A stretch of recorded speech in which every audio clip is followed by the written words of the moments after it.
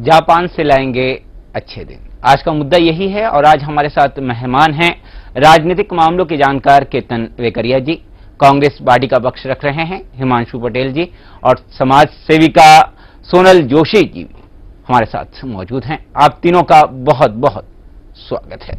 हिमांशु पटेल जी, सवाल सबसे पहले आपसे, आप विपक्ष में हैं, कि क्या मोदी जापान से अच्छे दिन लेकर आएंगे? पहले तो चुनाव रैली में भारत में वो बातें करते हैं कि भारत में वो शक्ति है कि वो ये पूरे देश को रोजगार दे सकता है, पूरे देश को, पूरे वर्ल्ड को आगे ले जा सकता है। आज वो जापान जाके, जापान से जो एग्रीमेंट करके आते हैं वो कोई नए नहीं है, वो पुराने सब एग्रीमेंट कंटिन्यूएशंस में है। वो मीडिया में ऐसा दिखाई देता है कि जैसे जापान से पहली दफा कोई एग्रीमेंट हुआ हो। अब आगे के भी रिकॉर्ड्स देखो तो 1991 से जापान के साथ अपने एग्रीमेंट जो हुए हैं, बायलैटरल एग्रीमेंट इन्वेस्टमेंट के और जो इंफ्रास्ट्रक्चर्स के, वो सबसे ज्यादा है। और जापान ने ये भी माना है, उन्होंने एक एनुअल सर्वे भी किया था कि India is the good destination for investment. और इंडिया की सिक्योरिटी में भी जापान ने 3 ही देश ऐसे है जिसके साथ सिक्योरिटी पैक किया है, उसमें से इंडिया है कि यानी जापान ने इंडिया को कंसीडर किया है। वहां की इंजीनियरिंग इंडस्ट्रीज ने भी अपने जो सॉफ्टवेयर इंजीनियर्स है उसको backbone of the Japan software industry वैसे प्रमाणित किया है। और दूसरी बात जो इन्वेस्टमेंट की बात है, तो इन्वेस्टमेंट आज जो भी है वो आप देखो तो मनमोहन सरकार ने 2010 में वो वहां गए थे, तभी से इन्वेस्टमेंट का जो प्रपोजल रखे थे। हिमांशु जी, जो मनमोहन सिंह जी गए थे और आज नरेंद्र मोदी जी गए हैं, दोनों में काफी फर्क दिखाई देता है। साफ सी बात है, मीडिया में भी देखिए आप, फर्क मीडिया में दिखाई देता है। मैं बोल रहा हूं मीडिया में दिखाई देता है, लेकिन हिमांशु जी क्या समा बांध चुके हैं वहां पर नरेंद्र मोदी? नहीं, कुछ भी नया नहीं, वो मैं आपको वही बता रहा हूं जो वो आप उसको 1-to-1 फैक्ट के साथ बता रहा हूं। जैसे वो 2010 में जो एग्रीमेंट हुए थे और 2008 में जो आगे दिल्ली मुंबई कॉरिडोर जो बात बताई, दिल्ली मुंबई मेट्रो, तो उसका जो पहले इन्वेस्टमेंट जापान ने यहाँ किया था, उसका भी $4.5 बिलियन US डॉलर आए थे। ये अभी आज के जो एग्रीमेंट में भी बात हुई है, $3.5 बिलियन US डॉलर की है। लेकिन मनमोहन सरकार ने 2008 में जो $3 बिलियन US डॉलर का करेंसी स्वेप किया था, तब वैश्विक मंदी आई थी, तब जापान के इन्वेस्टर्स यहाँ आके इन्वेस्टमेंट करने चाहते थे, क्योंकि उन्होंने जो मैंने बताया ना आगे भी एनुअल सर्वे किया था कि उनका वो, क्योंकि वो कंजर्वेटिव बहुत ज्यादा है, तो उन्होंने सर्वे किया था कि कौन सी कंट्रीज ज्यादा सेफ है और हाईएस्ट रिटर्न मेकिंग है, जो लॉन्ग टर्म पर्सपेक्टिव है। जब आप बोल रहे हैं कि हमारे जापान के साथ पहले से ही अच्छे संबंध, वही मैं बता रहा हूँ, भारतीय कंपनियों पर पाबंदियां क्यों है वहां? जब आप अच्छे संबंध है, क्या बात कर रहे हैं? पाबंदी है वहां पर बहुत सारी कंपनियों को, अभी छूट मिलेगी। नहीं, पाबंदियां कुछ भी नहीं है। कैसी बात कर रहे हैं? कैसी बात कर रहे हैं? 2010 में जो एग्रीमेंट हुए थे, तो उसमें बिजनेस पर्पज के लिए 1-to-1 जापान और इंडिया में 3 इयर्स के लिए बिजनेस वीजा ओपन कर दिए है। और 94 जो अभी 94 जो गुड्स थी, ठीक है, कस्टम और कस्टम रिमूव कर दिए। हम केतन वेकरिया जी से जानेंगे कितनी सच्चाई है आपकी बातों में। केतन वेकरिया जी ये कह रहे हैं कि हमारे ही बहुत अच्छे संबंध पहले थे यूपीए सरकार के, और भारतीय कंपनियों को वहां प्रतिबंधित किया गया, बहुत सारी कंपनियां प्रतिबंधित हैं वहां पर। तो अब ऐसे में आपको क्या लग रहा है, मोदी का ये दौरा आप किस रूप में देख रहे हैं? देखिए, अगर पहले भी मनमोहन सिंह के समय भी जो एक रहा था, रिश्ते थे हमारे जी बिल्कुल जापान के साथ, मगर ये स्वीकार करना पड़ेगा कि इस बार ये रिश्ते काफी आगे निकले हैं।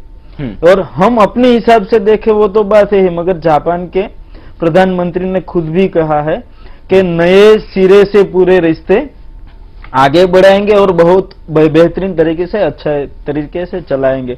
और यही होना चाहिए मेरे ख्याल से।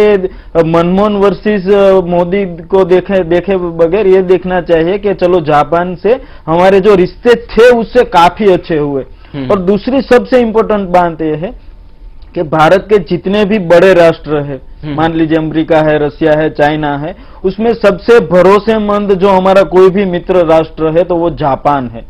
इसीलिए मोदी ने जो एक सबसे पहले बड़े राष्ट्र, अभी तक वो सब कॉन्टिनेंट में ही 2-3 कंट्री में गए, नेपाल में सबसे बड़ी कंट्री में गए तो जापान उसने इसीलिए सिलेक्ट किया कि वो जानते हैं कि जापान है जो हमारे डेवलपमेंट में सबसे ज्यादा ऑथेंटिकली हमें मदद कर सकता है।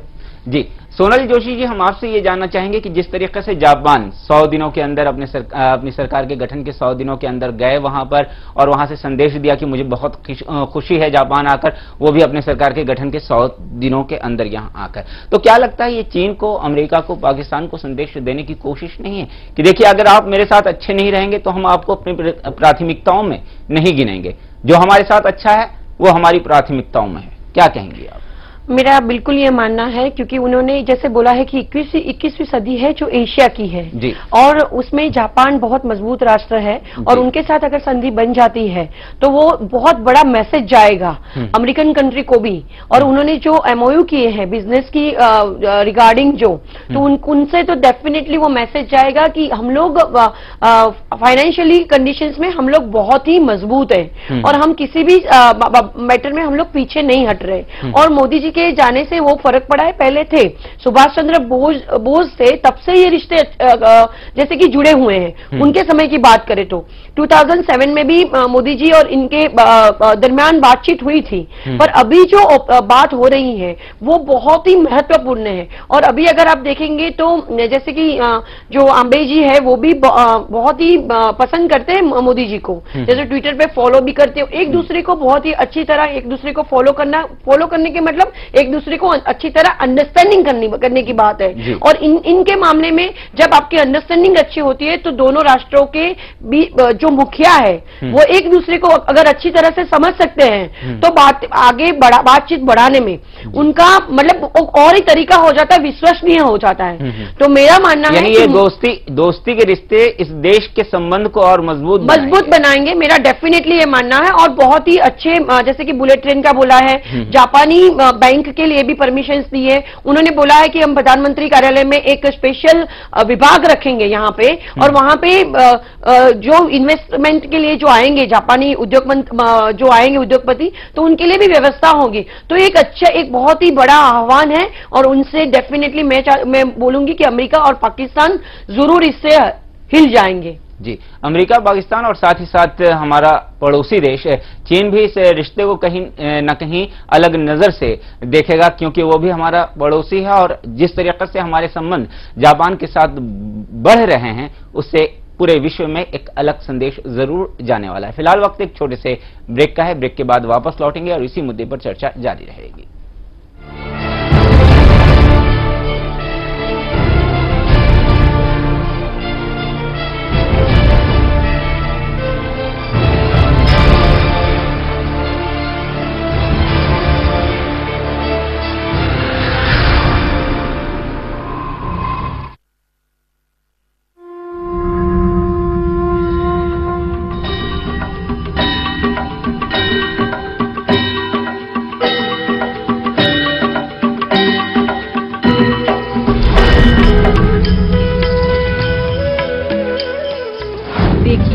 वंदना हर रोज सुबह 7 बजे सिर्फ जानो दुनिया पर। टीवी का मेलोड्रामा, सिल्वर स्क्रीन का हंगामा, एंटरटेनमेंट का कंप्लीट डोज, बॉलीवुड का फुल एक्शन हर रोज।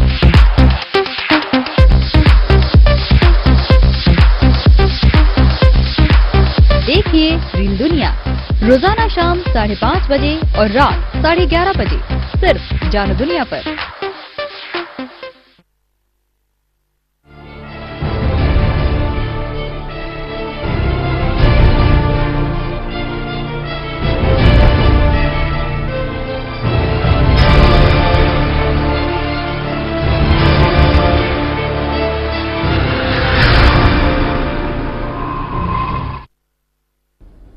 ब्रेक के बाद आप सभी का स्वागत है। जिस तरीके से कांग्रेस पार्टी की ओर से कहना यह है कि हमारे जापान के साथ बड़े अच्छे रिलेशन रहे हैं, पहले भी आना जाना हुआ है और जिस तरीके से हमारे रिलेशन रहे वो कहीं ना कहीं विश्वसनीय के आधार पर बेहतर रहे हैं। हिमांशु पटेल जी, सवाल आपसे यह है कि आप कह रहे हैं हमारे रिलेशन बहुत अच्छे रहे, चलिए ठीक है मान लेते हैं उस बात को, मगर जिस तरीके से मोदी जी ने वहां जाकर संदेश देने की कोशिश की है कि हमारी प्राथमिकताओं में जापान आता है, तो कहीं ना कहीं ये बात तो आपकी सरकार से अलग है, क्योंकि यह संदेश ना सिर्फ विरोधियों को देने के लिए है, बल्कि ये संदेश चीन को भी देने के लिए काफी है, पाकिस्तान को देने के लिए भी काफी है और अमेरिका को भी देने के लिए काफी है। देखिए ये चीजें जो बता रहे हैं तो वो फैक्ट एंड फिगर के साथ मैं आपको बताता हूँ। जी बताइए। जो जापान का जो एफडीआई का इन्वेस्टमेंट है भारत में, तो जापान नंबर 4 पे आता है उसमें, और जापान से अपना एफडीआई का फ्लो इतना ज्यादा है। तो जैसे इंफ्रास्ट्रक्चर्स में 2008 में जो करेंसी वॉर हुए थे उसमें जो अभी वर्ल्ड मंदी आई थी, तो तब वो बड़ा प्रधान मनमोहन सिंह ने जापान के साथ $3 बिलियन US के करेंसी स्वेप किया था। उसके बाद 2013 में उसको बढ़ा के $15 बिलियन US कर दिया था। यानी जो अपने एग्रीमेंट में जो उस 2008 और 2010 में किए, जिसमें दिल्ली मुंबई मेट्रो ट्रेन आ जाती है, दिल्ली मुंबई कॉरिडोर, मैं बता रहा हूं, आप पहले मुझे कंप्लीट कर दीजिए, बाद में आप बोलिए। दिल्ली मुंबई कॉरिडोर और दूसरे दिल्ली हावड़ा कॉरिडोर और जो बेंगलोर और चेन्नई कॉरिडोर, जो इसमें प्रपोजल्स उस टाइम पे रनिंग थे, उसके लिए जो पता था कि उस टाइम पे अगर $, के में ट्रेडिंग करेंगे तो अपने को ये करेंसी वॉर चल रहा है तो उसमें क्या इफेक्ट आती है, तो उस टाइम पे वो उन्होंने दूरंदेशी करके वो $50 बिलियन का करेंसी स्वैप किया था। दूसरी 23 कंट्रीज के साथ भी किया था। उसमें पीपल टू पीपल एक्सचेंज भी था, बिजनेस एक्सचेंज भी था, सब जो वीजा परमिशन लिबरल कर दी थी। यानी पूरे जो डेवलपमेंट का जो बेस रखा था उसी टाइम पे रखा था, और उसी